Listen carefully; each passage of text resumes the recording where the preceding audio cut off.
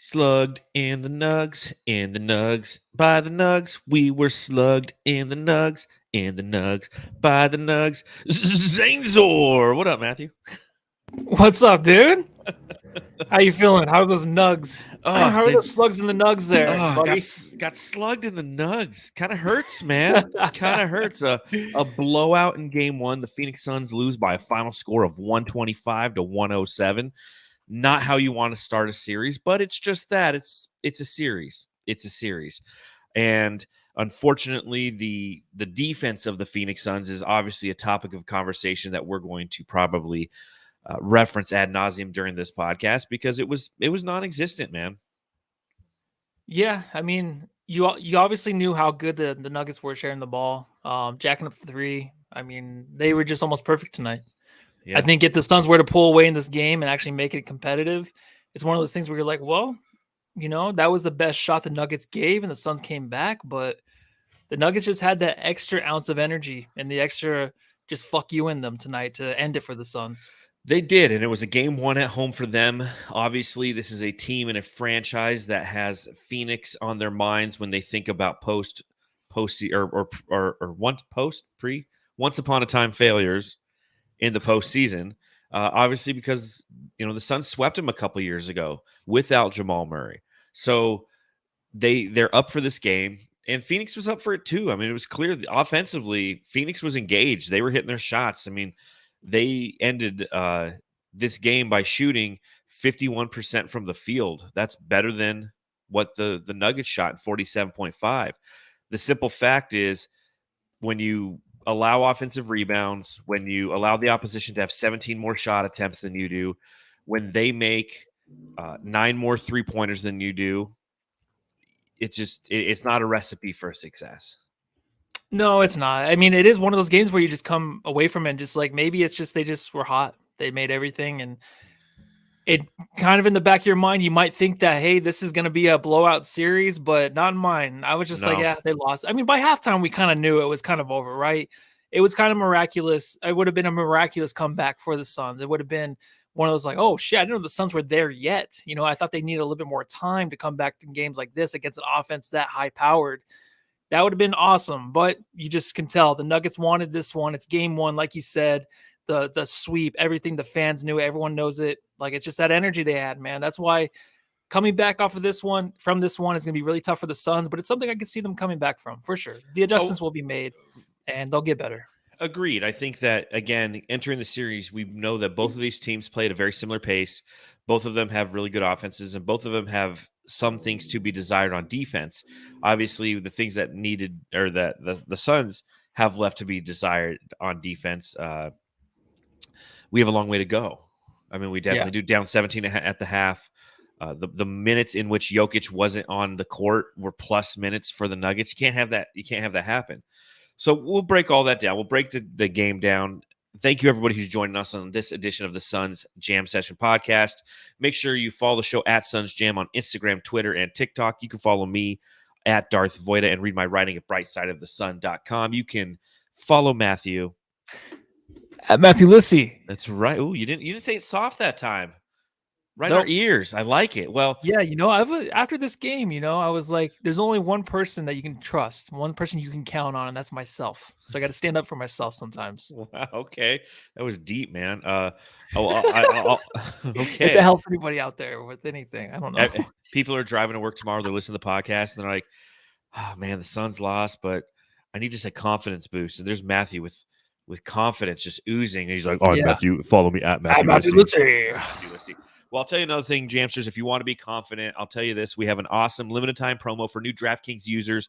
Deposit and place a $5 or more wager on any sport to get $150 instantly added to your account in bonus bets. Win or lose. All you have to do is use our code SUNSJAM at sign up to redeem. That's right. We have our own code. It's SUNSJAM. It's a great way to support the podcast. So if you don't yet have a DraftKings account, do us a solid. Sign up with code SUNSJAM and place your first bet. New customers only, 21 and older, and physically present in Arizona. Please gamble responsibly. Gambling problem? Call 1-800-NEXT-STEP. Valid one offer for customer. Minimum $5 deposit and $5 wager. Rewards issued as non-withdrawable bonus bets and expire 7 days after being awarded. See full terms at DraftKings.com. I will say I did bet on the game.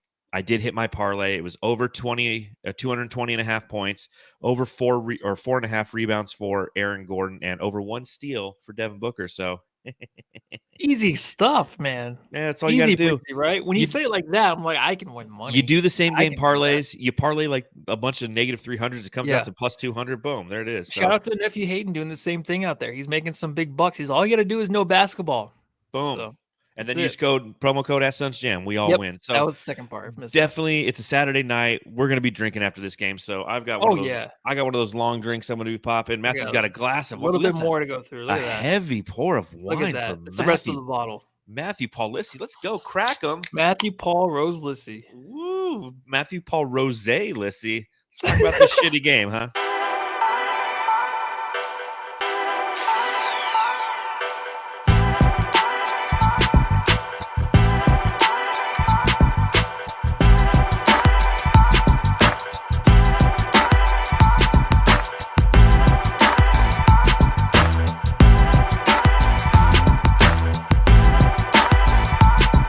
Suns lose 125-107 in Game 1 of the Western Conference semifinals in Denver. We're up 32-31 after the first quarter. Then they go down by 17 points entering the half, ultimately lose. And it brings me to my first question, as per usual. Matthew, I got to ask. Matthew, I got to ask, why don't the Suns shoot three-pointers? In this game, they're outshot from beyond the arc. They make 7 of 23. And the Denver Nuggets go 16 of 37. And this is like some new aberration in the playoffs where they stop shooting the three ball for some reason. Jamal Murray himself had 6. The Suns had 7. Why don't they shoot the three ball, Matthew? They want to be a team. They want to blow people's minds this year. They do. I think I'm freezing a little bit there. They want to blow your minds. They want to be the team that actually just knock down the 2-point shots and win these series. I think that they need to start putting in, of course, Warren and Ross, who Ross got some minutes towards the end of the game, which is kind of like, it's kind of disrespectful to me. It's a blowout, and then they're just putting them in. It's like, oh, that doesn't look too good, you know? They need to start looking that way. I think this game, they can be close. If we can get those big boards, that we can actually box out, we can play some good defense, limit the second chance points, then yeah, the 2-point, our game works. 1 versus 1, take turns between KD and Booker, but they got to focus on hitting the threes. Don't be shy. Get to it, man. Get to it. Am I freezing still? Yeah, you're lagging, but the audio sounds just fine, and that's computer sucks. That's what matters.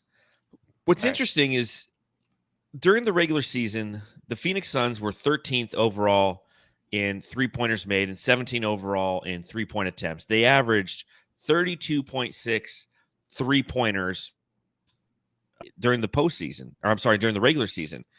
Now that we're in the postseason, it's like this completely different team. And don't get me wrong, like I understand how efficient they are from the mid-range. I mean, entering this game, they're taking 73% of their shots in the mid-range, which is just a fucking ridiculous number. And when you're making them at the clip in which they're doing so, it makes sense for them to attack that area, but you have to diversify. And it's not like they're not finding wide open shots. It's not like they're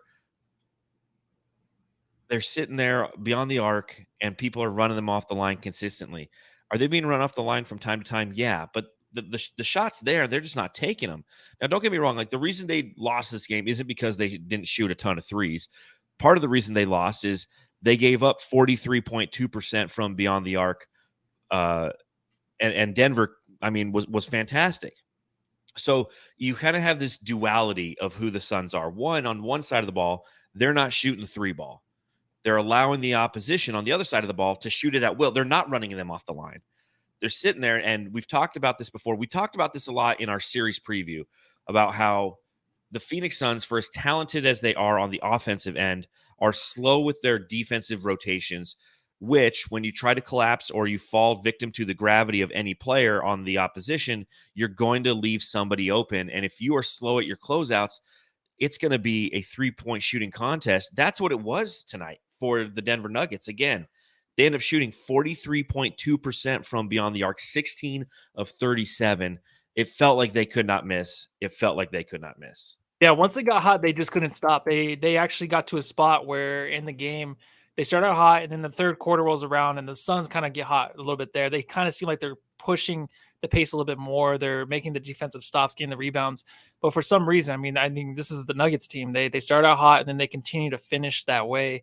That's what they did in the third. It was like the one chance the Suns had a chance to get back into the game, and they blew it because they kept going on runs, but then they would just mess up on the next play, like the steal, turn it back over, or else just miss the next big shot. And then the Nuggets would answer back and make a couple more in a row. Just a team like this that really believes in themselves and gets behind like a home crowd like that, it's impossible to stop, especially a guy like Murray. And you know that guy just wants to prove himself to make sure that everyone knows, like, yeah, the reason you did lose is because I wasn't playing against you guys. And Booker, you think you're hot shit? No, like I'm actually the second best player in the series next to Jokic. You can't stand a chance. That's something to prove. And Murray has that Booker mentality. He just does. 100%. He has that killer instinct. He's the same exact type of dude on the floor. Not going to talk a lot of shit off the court. You know what I mean? Not a lot of that. Very humble kind of seems like, except for the dick pic was out there, but not so. I mean, don't be so humble about that thing. It was all right. But he on the court, man, he reminds me of Book and that ridiculous finish he had against KD.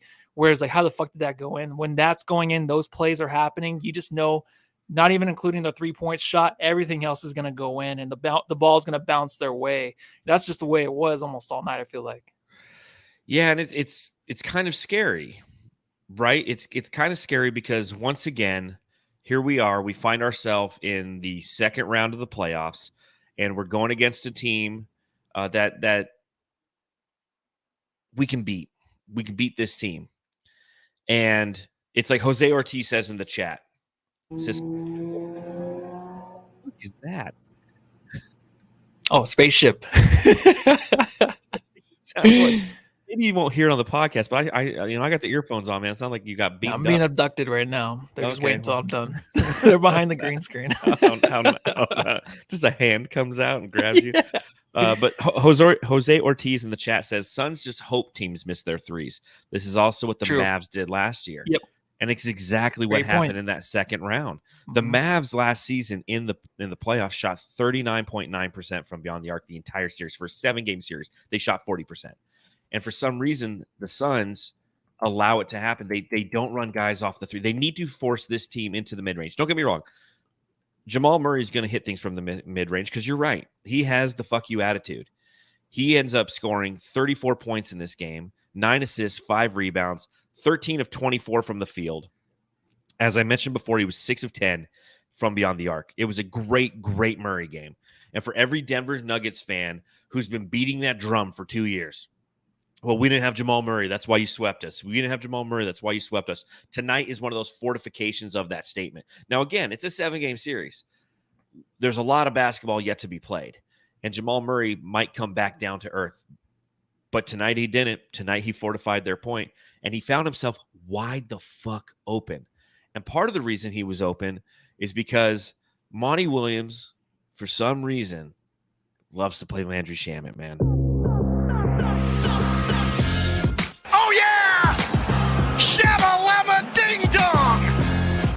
Sneaky. Landry Shamet is a ding-dong. I'm so sick of this guy. Hey, what? Calm down. He's a ding-dong. He's a ding-dong. He is a ding-dong. He's a shamalama ding-dong. It's just game one, John. I know it is, but 14 minutes, 1 of 1 from the field, negative 15 while he was on the court. Now, granted, you have some other, the plus minuses aren't pretty in this, but he only had 3 points, and whenever he was on the court, Jamal Murray was actively seeking him out because he was the first substitution in. The first guy that Monty brings in is Landry Shamet, so Chris Paul comes out. And what does Jamal Murray do? His eyes just get super big. He's like, "Oh shit, I got shamalama ding dong on me. I'm gonna have a great time with this one." And that's exactly what he did. Is he just carved up Landry Shamet? The effort on defense, Landry's trying. There's not much you can do against Jamal Murray. We know this is what the opposition feels like when Devin Booker's out there cooking. You just can't stop him. But the fact that you bring Landry out doesn't help. And Bamf says it so eloquently in the chat. Somebody kidnap Shamit. Like, please. It's the only way to solve it, right? I hope. Yeah, just a little kidnap. Bring him back after the series is over. I feel like that still didn't do anything. We still lost. Why does Monty love I gotta ask, why does Monty love Shamit so much? Campaign made an appearance late in the game, so obviously he's not healthy. I think maybe he just has no option, obviously. No one else he wants to put in there defensively. I still just don't see it. I don't. As simple as that. Him passing the ball, him dribbling the ball, don't like it. I don't like any of it. Give him the ball, he's quick to get out of his hands. Back to the same person. Yeah. I pass it back, you pass it back. That's what, remember back in school, it's like, if you pass it back, I'll pass it back. That's Shamit. It's like, if you pass it back, I'll pass it right back to you. I swear. And he never lies because he's going to. It's brutal to watch because we have guys on the bench out there that can just score. I mean, he had the 3, but guys just that want to score. And we're giving up a ton of points to this team. So the defense doesn't fucking matter from anybody right now, I think. I mean, you're going to get it from Okogie and Craig mostly and Devin Booker out there. Chris Paul in some spurts, Ayton when he knows what's going on. But right now, it doesn't matter. You put guys out there that want to score, that know how to score, and that want these minutes in the playoffs. Shamit's just been given minutes, and just nothing's coming of it. Yeah, and Black Sunday in the chat, $10 in the super chat. Thank you ever so much for that, Black Sunday. Thank you for always supporting the pod. We really appreciate that. Yeah. He says, Void of Murray ain't coming back down to earth. Eric Gordon and Norman Powell were cooking this Suns defense. Murray's going to average 30 in this series easy, and I don't disagree with that. That's my number one concern as we talked during our halftime Twitter space. So again, make sure you follow us at Suns Jam on Twitter and join us during halftime as me and Matthew kind of give our thoughts in that format as well halfway through the game. The Suns defense is cookable. It's non-existent. It's weird. It's weird to have them this discombobulated so consistently. And that's what we're seeing right now is they're consistently just allowing guys to do whatever they want. And we talked about it during the Twitter space. They're a team caught in the middle on defense. When Denver has the ball, when the Clippers had the ball, the issue that they had was they didn't know if they wanted to guard the perimeter or try to crash the glass. So when you're caught in between, you're going to kind of let both happen because you're like, well, should I, if I shade off the defender, the guy I'm defending at the 3-point line to help crash the glass, now I'm leaving him open for a wide open 3. And if I'm out there trying to guard him on the weak side and I'm not crashing the glass, they're getting offensive rebounds at will, which Denver in the same vein that the Clippers did just that. They had 16 offensive rebounds in this game to the Suns 8. If you look at the second chance points, it was 14 for the Denver Nuggets to 12 for the Suns. But the funny thing is the Suns got their second chance points shooting 6 of 9 from the field. The Nuggets got their 14 by going 5 of 18. I mean, they just got shot attempt after shot attempt after shot attempt because, again, defensively, the Suns are a team in the middle, and they have to make a determination. They have to decide who they want to be, essentially. Yeah, and it's one of those things where rebounding is an issue.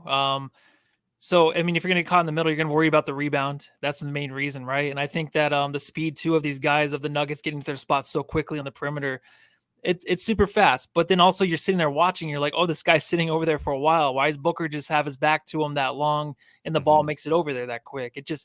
It keeps happening over and over again. It's like no one's covering anybody. Everyone wants to kind of help KD or AD. Oh my God, excuse my language. Oh, now they just want to help him out down there with the boards, but then you get caught in the middle, like you said, and then they're too late to rotate.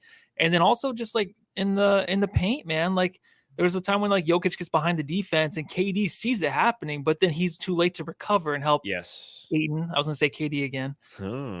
I'll help him in just like, a shot block attempt. There's a few blocks by him tonight, but they're just too slow. And like you said, they don't know who they are defensively. Even Ayton on the sideline, just sitting there like, I don't know what to do. Like KD and him are talking. It's like, I don't know what to do out here. It's like, it's too crazy. And that's what we're worried about because this team obviously has the chemistry and they know how to play team ball. They trust 2 more guys and who the Suns trust offensively. And those guys can get it done. From the 3 or even grabbing the rebound or cutting to the basket. So that's a lot to handle, a lot to put up in a 7-game series. We have to figure this thing out quick.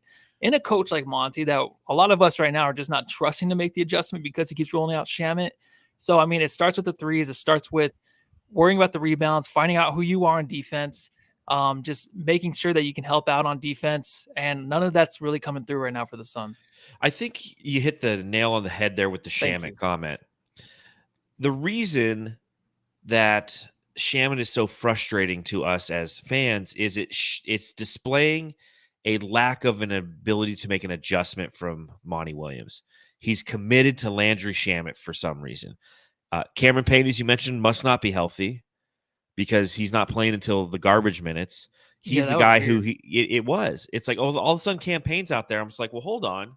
Like, why hasn't he been out here the whole time? He must be injured to the point where you're not going to run him out there right away.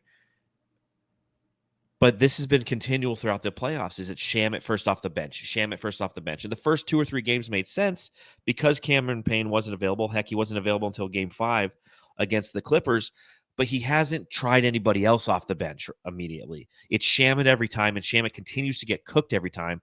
So as a fan base, we look at Monty Williams and we go, you know what? You don't have the ability to make adjustments because you have the roster to make adjustments, and you're actively choosing not to. There's something that you see in Shamet that nobody sees. Nobody. Fucking nobody. Nobody in any fan base, any national pundit, any local pundit, everybody's wondering why Shamet's coming out. Your assistant coaches are probably looking at you and be like, Monty, why are you putting Shamet out there? So it shakes our resolve in his ability to make adjustments. And the other thing that you hit on, and I think this is, again, going to be the challenge for the Suns, is this was game number, 14 with Kevin Durant? Black Sunday asks in the chat, and again, $5 from him. Dude, you're putting my kids through college. We used to be such a good defensive team in the bubble and in the 2021 run. What happened? There's a phrase that we used to utilize with regularity on this podcast, and it was organic chemistry. The Suns possessed organic chemistry, not only on the offensive end, but on the defensive end. They knew how to rotate defensively. They knew where and when players should be to negate the opposing offenses. Again, in the NBA, you're not going to negate everybody, but you're going to have trust in each other. With Kevin Durant's insertion and the loss of 3 wings that were part of both of those runs, Cameron Johnson, Mikal Bridges, and Jay Crowder, no longer on the team, this team is trying to figure out in real time in the playoffs in the second round who they are defensively against a team that is an offensive juggernaut, that has a 2-time, potentially 3-time MVP who can pick them apart, with Jamal Murray, who is a fireball shooter and can also set other people up and plays the pick and roll with Nikola Jokic and has for the past 5-6 seasons, with Aaron Gordon, who got insanely hot tonight for no reason, MPJ, who can carve you up as well. So what the Suns are running into is a team that possesses organic chemistry. Now, again, they don't necessarily possess it on the defensive end of the ball, not like the Suns did, because they don't have the defensive assets. But we did, and we don't anymore. So we're learning how to – you see it when DeAndre Ayton is on defense and Nikola Jokic is out of the game. Watch. One of the things I put in my notes is DA was solid offensively in this game, in my opinion. You know, you look at his final count. He was in a little bit of foul trouble. He was 7-11 from the field. He had 14 points. He had 7 rebounds. He had an assist. What I've found really interesting is when Monty Williams decided, hey, in the first half, he goes, hey, Nikola Jokic is sitting down. DA, get up, get out there. And for the minutes in which Jokic was on the bench, DA was playing. And then when Jokic came back, Busy came in. So that was an interesting adjustment from Monty. But what I noticed during that time is Ayton had no idea where to go on defense, because he's like, normally he just goes, I pick Jokic and I'm on him. And now with this small ball switchable lineup that Denver was out there with, he was lost in the sauce. And that's where they were +7 with Jokic on the bench in the second quarter. Okay, so I was watching this game with a first time, really a basketball watcher. Never seen these teams play before, never seen these players ever. And the phrase, who's the lost boy out there? Oh, man. Like, what are you talking about? First quarter. I'm like, who? DeAndre Ayton. Oh, yeah, I guess so. It's all in the eyes. You said Jamal Murray earlier, the confidence he has, you can see in his eyes. Booker has it. Monty Williams and DeAndre Ayton right now just have the lost boy eyes. They're just lost. DA defensively, it was that way for sure, but it started right away. I think the screens and stuff he was trying to set were really soft, but not knowing where to go and knowing what to do. Him sitting on the bench too, and the KD talking to him, like I said earlier, there was just kind of like a lot of like confusion out there. I mean, the thing that scares me about that is just like how much can you adjust to that or make the adjustments in the series to where it can help you win a game. Because I think Coda Kid said, or Blaze Megatron said, the reason our defense is so suspect now is because we traded away McHale. They had the organic chemistry with DeAndre Ayton. They had that. And now you have a different Chris Paul too. 2 years ago, that was very true. Way different defensive player in Chris Paul, even though Chris Paul is up there in steals in the playoffs, him and Booker. So, I mean, but that was a Clippers team too, with guys that were handling the ball for the first time in a long time, or maybe ever in the history of them playing in the NBA that many minutes. So it's going to contribute to a lot of turnover, especially Russell Westbrook. So this series is a little different because these guys just know what to do with the ball. And when you don't know what to do defensively, especially if you're Ayton and you're the anchor of the defense, it's going to be tough for you to come out of the series with the upper hand. I mean, we talked about it before the playoff series started, where I believed in him to be that guy. That it would come out of nowhere. Maybe it would just come out of thin air to where this guy might be able to be reliable and defensively. First game, it just didn't look good. Offensively, he's always going to have his shit. He'll have the easy stuff. He will. I'm not worried about that. It's just defensively, he needs to know, but he also just doesn't have the help either. I mean, KD cannot help him out. KD did have the blocks, but those were mostly when Busy was in the game, when Busy was kind of bodying up Jokic. Yeah. But when Ayton's out there and KD's out there, I mean, a lot of it is just getting to the rim and then pulling Ayton out, getting guys in there, hitting shots in his face from three. So it looks tough. It's a lot to handle right now for DA. It just looks like too much on his plate right now. It looks like that for the entire Suns defense. That's the problem. If there's one guy who looks a little lost, you try to make adjustments and hide him, if you will. But one, it's hard to hide D8 in this series because of Nikola Jokic. And two, it's the entire Suns defense that, again, as we mentioned before, is a team that I feel is defensively in the middle. I was excited what I saw from him offensively. He was pinning down the opposing defenders. He was getting down low. He wasn't taking the ball from 12 feet out and then fading away. No, he was getting down and going at defenders. So I like what I saw from DA offensively, but much akin to the rest of the team, as we talk about different members of this team and their performances throughout the evening, we're talking about that. On defense, it's just like, man, like, stop that. Stop them. Make it not happen. Black Sunday in the chat, another $5, says, what is that effort by Ayton? I know y'all seen the clip. Second round of the playoffs, and that's your effort. Do you know what clip he's referring to? No, neither do I. So give us another $5. Give us another $5 and explain. I'm just joking. Just say that's a lot of money, man. All right, but thank you very much again. That's some good support. That's some good support. That's really good support. I'm not too sure. Just explain. I don't know. And then you have one Devin Armani Booker. Big Dick Booker.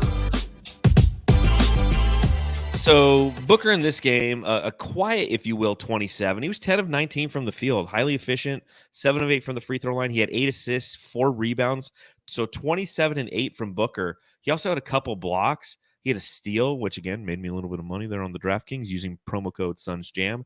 But the challenge that I had in this one, again, on the defensive end, Booker's been one of our better defenders this series. And we haven't even talked about the fact that Monty Williams chose to start Josh Okogie over Tory Craig. And I thought what that meant was we'd get a lot of Murray versus Okogie and Murray versus Booker. I think we only got Murray on Booker like one major time. Obviously, it was at the back end of the third quarter and Murray missed. But Devin Booker was on MPJ the majority of the time. He's going to be their small forward in that lineup. The Suns used Devin Booker as the small forward from a defensive standpoint. Was that the right strategy? I think the way they're looking at it is MPJ, make it or miss, right? We're going to put Booker on you, who's been, a lot better defensively, but he'll make it a little bit difficult on you. The thing is with MPJ, he's going to try his shot over anybody. I mean, if you put length on him, yeah, that'll help, but the guy can get his shot over anybody, KD like, where if he makes it a couple in a row, then he's actually going to get on fire. He's going to get the crowd into it. He's going to be a guy that's kind of unstoppable in the way, not like Murray, but he's a guy that is like the X factor, right? That can get a shot off against anybody, makes it, can get into the game and just take the Suns out of it, put the lead up by 15. And that's what he was doing. But I think putting Booker on him is just someone there that's kind of stable. And MPJ has a confidence in himself to get things done. There's a lot of pressure. If you watch any kind of news outlet right now, if you watch Fox News or CNN where they're talking about this playoff series, they're talking about MPJ all the time being the X factor. So I kind of like it. I think the whole thing is, I think moving on, I think you're going to see a lot of Booker on Murray. And I don't know if that's the right thing to do. I think it's getting down to the point where Booker is taking it personal now, where he wants to win this himself in a way because he knows like the chemistry is not there with this team. So maybe he's going to want to just lock him down himself. But Murray is a guy that's going to get hot and you can't stop him either way. But it'd be fun to see those guys kind of go one-on-one and kind of battle each other back and forth. Yeah, I wish we saw a little bit more of it because I think that Devin Booker, with his intensity, we didn't see the intensity from Devin Booker tonight, I don't feel. And I feel like it didn't start off that way, right? It kind of got there in the third quarter a little bit, but it wasn't the same as last series at all. A little bit, but at the same time, I think that Devin Booker's taking it in stride, right? He knows that the first 2 games of a series are a feel-out game. And you try to figure Matthew's over there kissing his wine glass. Well, Jeff Pinster over there, drinking wine. That's good. Try it. Come over. Send me some dick pics. Let's hang out. Get the fuck out of here. I got the cranberry long drink. I don't even know what that says to me. Send me some pit pics, armpits only, okay? I don't care if they're shaved armpits, or not. Send me your armpit pics. But Booker, I don't remember what the fuck I was saying. What were you saying, man? He's taking it in stride. He knows it's a long series. He knows that he needs to control his emotions. I don't know.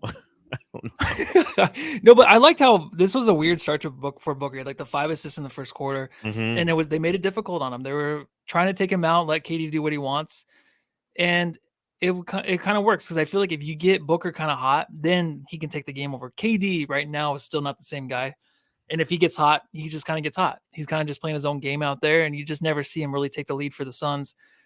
Booker himself, though, trying to get to the rim, trying to draw fouls. He finally got like the and one towards the first, but he's trying to be more physical and push the issue. And he still had the 8 points on 3 for 6 shooting. So 8 points, 5 assists, in a heavily guarded first quarter. That was pretty impressive. I thought.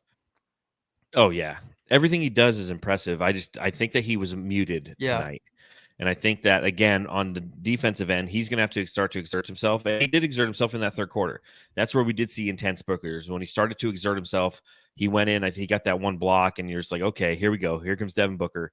And then the sheer fact that we didn't play defense, I mean, you got to play. They got to stop them from scoring points and such. Hey, Joe. Where you going with that?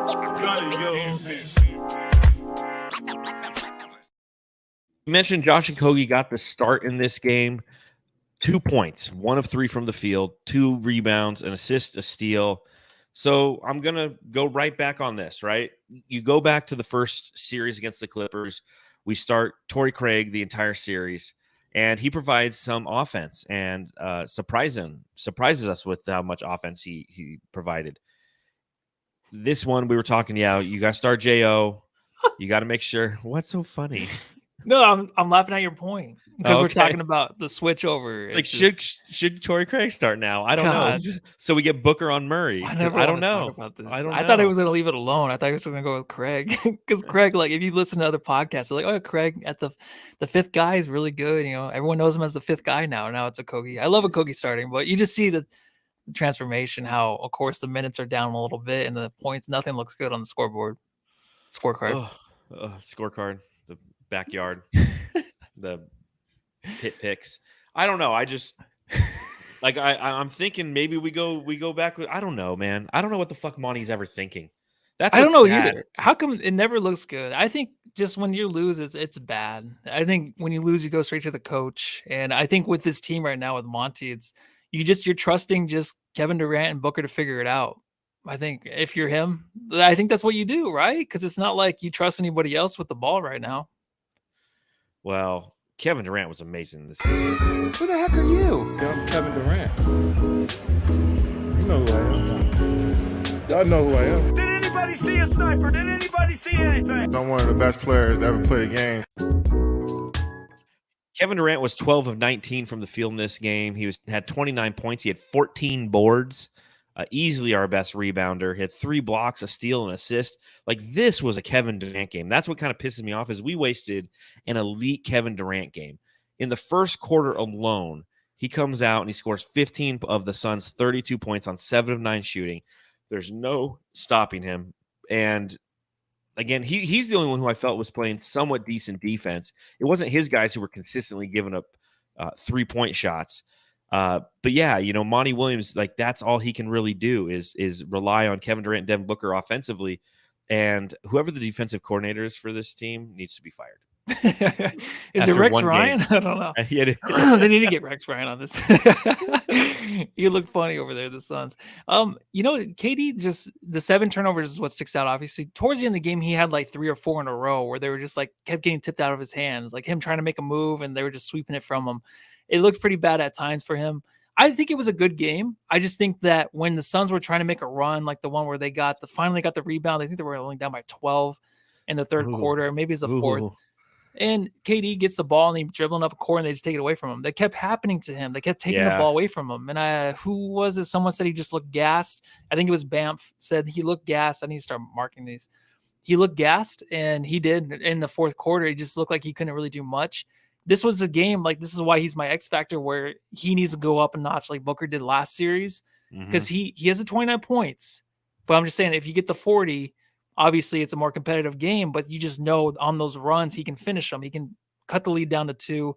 He can cut it to 5, get it closer in those situations instead of turning the ball over and just not being relied on. I just feel like I can't count on him right now still. I know that the stats look good. They do. And I'm not saying he's shitty.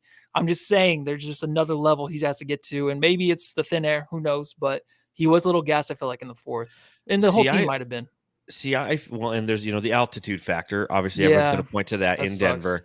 But I disagree. I think this was an amazing Kevin Durant game. I don't know, like, he was at that level. If this was a competitive game, he would have been out there even more and scoring up to those 40 points in that fourth quarter. Thankfully, he only played, 36 minutes in this game. Yes, thank God, because I said I was going to go on a Monty. During our Twitter spaces, I'm like, if Kevin Durant and Devin Booker play for over 45 minutes or 44 minutes in this game, and we lose by 20, I'm going to lose my fucking shit. And thankfully, it was 36 minutes for Kevin Durant. It was 40 minutes for Devin Booker. That's nice. It's nice. And, cheers. It's a loss. So I'm glad that we didn't waste all those minutes in it. But I thought that this was like, this is what we need to do. This is what puts the fear in the heart of the Denver Nuggets. Again, it comes down like I'm a broken record, and I know that there's not going to be so much, or we're not going to be talking about this shit very much longer, because it's going to be like childhood trauma and we're out pretty soon, because I can't say it enough. Like, we got to improve our defense. We have to focus on, though? Like, I'm just saying, like, what strategically, what you do is strategically you look at the first game tape, you see what the Nuggets were trying to do, and they have multitudes of things that they were trying to do, and you try to take 1 or 2 of those things away. Now, what killed the Suns in this game is when they did give it to Aaron Gordon decided that he was Michael fucking Jordan. He was 9 of 13 from the field, good. 3 of 4 from beyond the arc. That's 20, or he had 23 points. And when you think about Aaron Gordon, you think of a player who typically plays near the rim, and that's how he beats you. This season alone, from beyond the arc, he was a 34% three-point shooter on 2.5 attempts. So he played above his level, if you will, tonight. MP Day in this playoffs thus far has been averaging about 16, 17 points per game. In this game, he gave him 11, but they were a key 11. He was 5 of 9. They were key 5 of 9 as he did the majority of his damage in the second quarter. So they were literally just taking turns. So the Suns, they have a lot to figure out. The depth is what everyone kept kind of talking about. You look at the depth outside of Bruce Brown, who played 25 minutes, their bench didn't do really anything. You had 5 from Green, you have 3 from some cat named Watson, who played at the very end, and you had 1 point from Christian Braun or Brown, or whatever the fuck his name is. It was the Bruce Brown 14 points like that. Yeah. That hurt, but it wasn't a game in which their bench beat us. They kept saying on the broadcast, the depth of the Nuggets. I'm like, no, it wasn't their depth that killed us. It was the fact that they had 34 from Murray, they had 24 from Jokic, they had 23 from Gordon, and then they had 11 from Porter Jr. and 10 from Kadavius Caldwell-Pope, who came out firing. Whereas the Suns had like 29, 27. You had 14 from Ayton, 11 from Paul, and 2 from Okogie. So our starters just didn't match the intensity on both ends of the court. Yeah, and if we're gonna do it defensively, I kind of wanted to see the like if there's a certain situation where the Suns give up a big run, we're down by 10. I just want to see the lineup and see what it looks like. Where you have Busy in there, and you have Katie and Book, and then you have Craig and Okogie. Just see what that looks like. A lot of hustle, a lot of blocking, a lot of just shot deterrence at the rim, just making sure that they can like kind of change the tempo of the game, break it down a little bit more, make sure that they get the extra rebound. The ones that won't bounce our way will bounce Okogie's way or Craig's way. And Bismack is there, down there to help KD. I just want to see that. And then let Book and KD do their thing offensively, roll, kick and roll, try to hit Okogie and Craig in the corner if they can. Bismack's obviously wide open. He missed a wide open layup. But other than that, we missed a lot of wide open layups. I want to see what that looks like. Maybe if you can just kill that energy that the Nuggets can bring shooting wise. You know what I mean? Just defensively, just go at them. And then you still have some scorers out there. I mean, maybe that's a 10-point lead from the Nuggets going to 20 points from my rotation. But oh no, choking from the wine. Oh, you better chug that wine. Here we go. Oh, he's coughing. Yeah, just try that. Just see what that looks like. But nah, maybe that's just the wine talking. I don't know. Oh, it's definitely the wine talking. The Suns Jam Session subreddit Stakeout.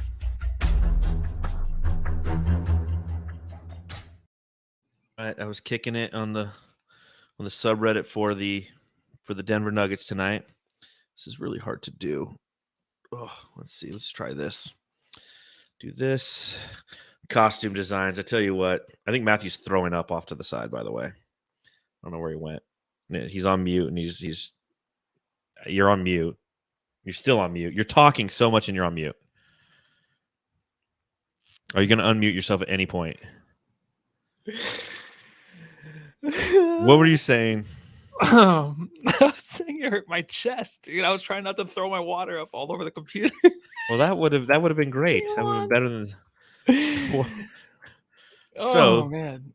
So the subreddit Stakeout. This is what I found on the subreddit for the Denver Nuggets, a place that obviously was very happy with their victory. They said the Suns still reek of that 50-plus point blowout from last season. Y'all deserve that chip more than the penis Suns. So we didn't lose by 50, but the penis Suns. Are you sure they meant peanuts? No, they meant instead of Phoenix, they said penis. Grow up. Clearly, that was like a Mavs fan or something hanging out in their subreddit. Let's see what else they said. It's about to be an amazing series for offense fans everywhere. As for defense, bad boy Pistons look away, and they're right. There's gonna be a lot of offense. Chris Paul is a rat. Hey, that one play that was reviewed, that was kind of fucked up. That was a good play. I don't think so. Yeah, that was a great play by him. Yeah, that was fucked up that they had to go look at that. I'm like, he made a play on the ball. It wasn't even a play on the ball, and Jamal Murray like flopped into it. He's all for it. Yeah. Fuck you guys. And I just fuck the Pinster Brothers. Everybody was essentially just saying, this is ridiculous. It's a flagrant foul. It's like, no, it wasn't. He's literally going for the ball. So whatever. Chris Paul or fuck Chris Paul, by the way, almost forgot to say. And then somebody said, yeah, fuck Chris Paul with a dry stick. Ugh, so mean. There's a lot of shit talking in their subreddit this evening. Eat shit, Booker. Devin Booker has the most punchable face in the NBA. Dylan Brooks, who will be playing in China next year. Somebody says Devin Booker is a hooker. Ooh. Devin Booker looks just like Terrence and Phillip, and I can't think of anything else. That was pretty funny. From South Park? Yeah. Hey, gang. Yeah. Okay, yeah. Canadians. Yep.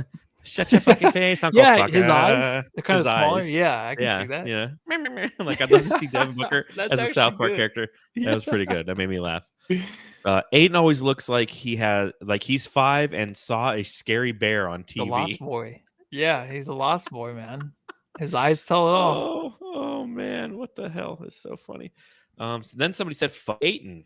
Like, wow, the aggressiveness in this subreddit. Don't tell him. Jamal, too much of a cock right now. Calm down and pass it, man. That was after the Devin Booker one-on-one play. And I was like, wow, they called him a cock. That's really aggressive. And then somebody I would says, never call Booker a cock. the mullet boy is in. Let's fucking go. So when When you Jock know Manziel that's came shown, in, then it's over. You Yeah, got the win. that's when you have to put on your Princess Peach crown and just call it a day. The Suns Jam Session subreddit Stakeout.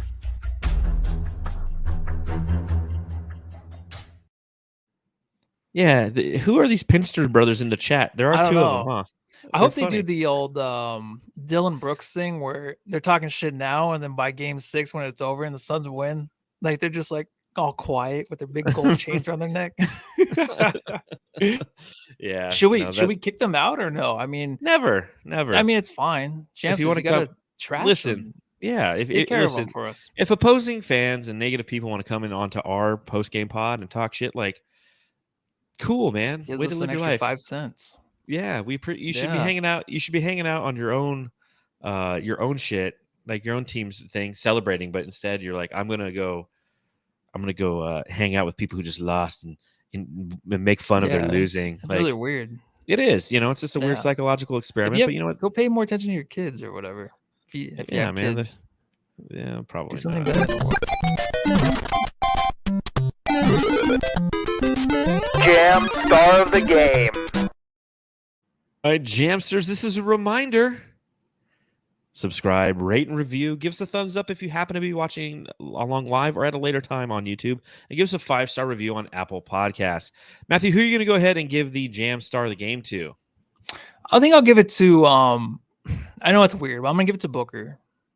I think he did start out a little weird. slow.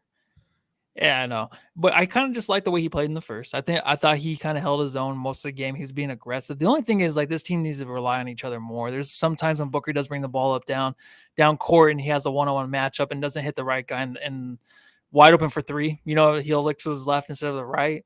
That's the one thing he needs to improve on and trust his teammates more. This team needs to trust each other. They don't trust each other right now, and it starts with Booker. He can play that fuck you in certain moments of the game, but right now I feel like going to next game, we got to trust. If the shots don't go, they don't go. But we got to give these other guys more confidence. Otherwise, we're not going to do anything this year. Yeah, see, I give it to KD. I think Okay. that he unlocked a different side of himself. I think that in this series, due to the defensive matchups, he's going to have the ability to go off like he did, and I think we're going to continue to see that. That's one of the exciting things I had entering the series is they have guys who are going to be back on their heels because of Kevin Durant. They don't have guys who are necessarily going to be all up in him and in his jersey like they were with the Clippers, and we saw that tonight. So I think that that's going to be a fun kind of twist of fate is to see more great Kevin Durant games. Now, again, Yeah. the Suns need to figure it out defensively. They need to trust each other. They need to figure out who are or who gets the weak side, who's got the perimeter, and operate in that space if they want to win the next game and ultimately win the series. Brian Herrera in the chat says our turnovers are our jam star.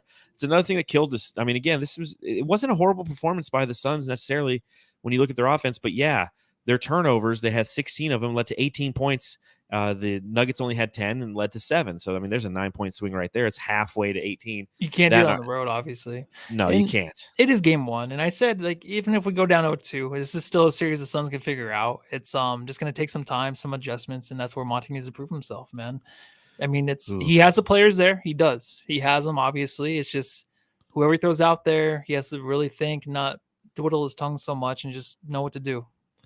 Yeah, decisive decisions, which might be a double entendre, but I think you're absolutely correct in that area, that capacity. So we'll see what happens as we prepare for game 2. That's going to be on Monday, right? It's Monday, right? Yep, Monday and then Friday and then Sunday. God, that's going to be a long week. And then Ashley's graduation, there's no game there. So I already Thank looked. God. Yeah, I was like, thank you, God. Good man. Thursday, dude. Sunday Good man. situation. Good man, dude. Childhood trauma. All right, Jamsters, we got 10 minutes left in the pod, and I'm tired of talking about how shitty the Suns' defense was tonight. So let's talk a little childhood trauma. So if you have any topics you'd like us to discuss, if you're watching along live in the chat, go ahead and put them in there. But, last time we did our watch party, and we were hanging out with some of the Jamsters, and we were talking about childhood trauma segment opportunities. I think the one that we came up with is tell me about the first time you ever smoked weed. Oh yeah. Okay. Remember? Yeah. Um no, I'll do first time I did edible. I don't think I did the edible story on here, did I? Not that I'm aware of. But that's not childhood. I was like 23 years old. So does That's that not still count? childhood. Not Damn childhood. it. Well, I didn't smoke weed till I was like in my 20s. Oh, well, that's a horrible childhood trauma story. That's a lame childhood, man. Lame. But give me yours and maybe I'll think of something else. Okay, so 7th grade. How old are you in 7th grade? Like 14, 13? You're Maybe 12? you're 13. You're 13 or 12. So first time I ever smoked weed, I was behind a Circle K. There was a Circle K located on 44th Street in Osborne, and it was a lot smaller than the one it is now. They have a Circle K there now. They rebuilt it. They took out a building behind it and extended it, and that's where like me and my friends smoked for the first time. It was out of like a can, right? So you get a little can and you pin the holes into it, and you put a thing in the side for the carb. And I remember the first time we did it, obviously, like I smoked it, and it hits you in the dome right away, and you just kind of, whoa, hey man, and everything just started to slow down. And we decided, let's go and walk over to that Circle K and just go get some munchies, man. And like I don't think I had any money. I mean, I was 13. Like I didn't have a job. I didn't have any money. So we went in there. My friends were getting some stuff, and we're gonna just get some Scooby snacks and then go back to my buddy's house. So what I did is I was standing there, I was looking around, and I stole a Snickers bar. I took the Snickers bar and I like put it in my pocket, and I swear it was like the most slow motion steal ever in the history of stealing things. I was just like, yeah, just put that right there, and I didn't get in trouble for it. Thank God. And we went back to my buddy's house, and it was like the best Snickers bar I ever had. Yeah. And that's like when I was a young lad, that's the first thing that got me like wanting to smoke weed. I'm like, dude, food tastes amazing. And then we all just sat around for like 4 hours playing Mario Kart on Nintendo 64. And that was the first time I smoked weed. Yeah. Well, I mean, mine kind of relates to childhood trauma a little bit. Maybe it's just Okay. in a way where, if you start out smoking so early, I feel like it's not as helpful in your adulthood to really realize who you are. Just open up all the insecurities and face them, improve yourself. Yeah, your brain's still growing at that point. Yeah, exactly. I don't have any. I mean, I'll just tell you my first time I did an edible. Sorry, is it all right? Just Yeah, go for it. Go for it. All right, comes out of left field, but so first time I did edible, I didn't know what it was. I was like 23, 24. This is when I was actually in a band, and I was going to band practice that night, and I went what was the name of your band? Analog. You can actually look them up. I think they're on SoundCloud. It's ANA. It's ANA. ANALOG. Analog. Analog. But I was with my girlfriend. We went to her friend's house, and they had like a it wasn't a Snickers. Now that's in my head. Sounds so good. It was a Rice Krispie treat. I took a bite. I didn't know what it was. I was just so naive. I never smoked pot or anything. I'm like, yeah, I'll try it. I'm like, oh, nothing. Obviously, that's always the first thing that happens when you take an edible. You never have nothing. So we drove home. I dropped her off. I went to go pick up my friend at the time, and he couldn't drive at the time because he had a DUI. So I had to pick him up every time we went to practice. And as soon as I got to his house, I was like, whoa, something feels cool. I feel fucking fantastic. And I pick him up. We start driving, and I start peeling out of red lights. I'm just like peeling out. He's like, "What are you doing?" I'm like, "I don't know." Oh So my I pulled God. over, and he drove, even though he couldn't drive. He was driving a suspended license because I couldn't even drive. Got to practice, and I remember I was sitting there. I probably told you this, John. I was sitting there playing guitar, but I wasn't playing. I thought I was playing, and I wasn't playing. And we were practicing for something the next day. It was like some kind of video thing, and I was just sitting there like this. And I thought like I was like, the walls were gone. I was like on a beach. There was like a blue sky. It was the most fabulous thing ever. And I was just like, this is awesome. And I wasn't playing at all. And everyone's just like, what? Oh my They're God. like, you're fucking, and everyone got pissed at me. So I was trying to enjoy it, but I was in the wrong situation at the time to really enjoy my first edible. Yeah, But like you had responsibilities. I Like, you did, ate but it I didn't know. I'm like, I'll take a bite. And I took 2 Yeah. bites, and Yeah. it was strong. It was like the good stuff because this girl had like the medical stuff. Yeah. And it messed me up, but it felt good. It was a great time. Yeah, I remember the first time I did an edible. Me and my buddies were playing golf, and we were talking about it the whole time. And we're like, dude, when we get home, we're doing edibles. We're getting home, we're doing edibles. And it was right around Easter time because me and my buddies did edibles and we watched the 10 Commandments with Charlton Heston, which is like a 4-hour movie about Moses going through the desert. And we were just sitting there just like baked out of our brains. I remember like almost hyperventilating. And like I had smoked weed a ton because my first edible, I was like 19, 20. I had smoked weed a ton. So like I knew how to handle that, but I didn't know necessarily how to handle the body high of it. And I was like losing my shit. My friends, we were all like, we were all kind of losing our shit. And we kept every time Charleston Heston would say something, we would say now and suck my cock after everything he'd say, and it works. It's like let my people go because he's got that like raspy, deep, intense voice. He's like Pharaoh, let my people go, and we'd be like and suck my cock, and we were just dying laughing for hours. Stupid shit, but I mean that's what you get. That's what you get. Oh my God! That's anything great. else for childhood trauma that you want us to talk about, Jamsters? I just see everyone, talking shit to each other. It's what's fun is I think the Pinster Brothers, they're actually fans of the pod now. Like you know what I mean? They're in there, and you guys might be annoyed, but I think they like us. It's a cool vibe in here. Yeah, we just somebody just gave us 420 in the chat and says cheers to Denver. Pack the rest of the series. 420, man. Hitler's birthday. Isn't that weird? It is. Did you know that? I did. Yeah, I always thought that was weird. The 420 is a day. I'm like, that's kind of a weird day. But sorry. Everyone's like, there's 420 ingredients in THC or some shit. So is that why it is 420? I have no idea. Everyone's always got their, all right. Any other thing you want to talk about before we get out of here? We got 4 minutes. I will say, I've got cousins who are just like nonstop texting. Like my friend's like off. My friend texted me this, and he's like one of those Sam shout out. I know you don't really watch, but he texted me his all third quarter. He's all the worst text you can get. Denver's looking good, huh? What? Yes, they're looking good. And he's one of those triple textures like Shannon, where it's like beep beep beep. Yeah, Not gonna hear from me for 2 days, dude. I'm sorry. You don't text me that during the game. Well, what happens to me is I start to get text messages from random people in my life that I love, and I love all my friends, but they start giving me their analysis on the series. It's like, well, if they give up 3-pointers, they'll lose. I was like, I know how basketball works, man. Like I don't want to sound like a dick, but I'm just like, I'm like, I'm not responding because duh. If they score more points than you, then they win. That's crazy, man. You're like, this is the first time I've heard you talk basketball with me all season long, but cool, man. All right. Well, game 2 we have upcoming again, as you mentioned, Monday night. We'll be going live after that one, hopefully under better pretenses. Win or lose, Matthew? What do you think? I think it's going to be a close game, and I think the Suns lose. I'm going to stick with my prediction where it's 7 games and the Suns do go down 0-2. And 7 games, Suns victory. Suns win the series. Well, it's like I said in our series preview, when you lose games in the playoffs, it feels like you can never win. And when you win games, you feel like you can never lose. Obviously, after losing this game, it feels like the Suns are just screwed in the series, that they stand no chance. And we know that that's false. We know that this team is a very solid team. There's a reason why they're still favored to win the series on DraftKings. It's because they're a damn good team. I just think that we have to make some adjustments. I think it is a Suns win in game 2. I said that they'd split the first 2. I don't know if they'd win game 1 or win game 2.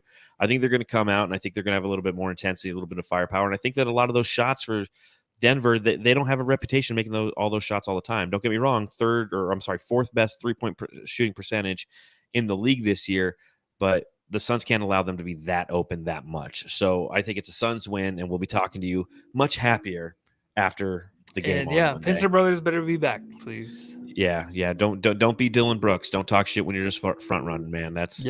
It's so good to see Dylan Brooks gone. Didn't talk to the media. I think he's an unrestricted free agent. Is Dylan Brooks even in this league next year?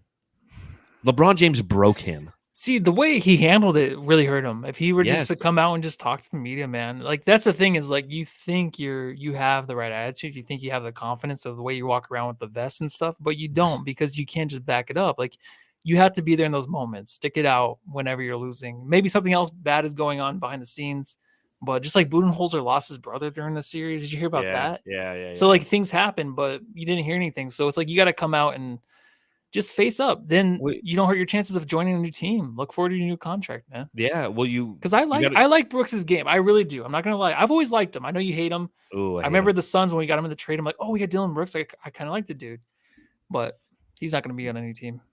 Yeah, I think again, what he did was very detrimental to his future because, again, all that shit talking, and then they start losing games, and then not talking to the media, not talking to the media, not talking to the media.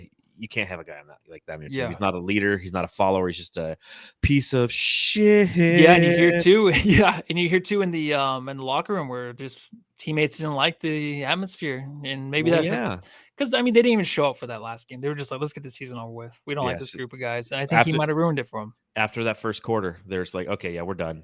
Like, fuck this guy, fuck this team. We're out of Like, here. look at me, I'm broken.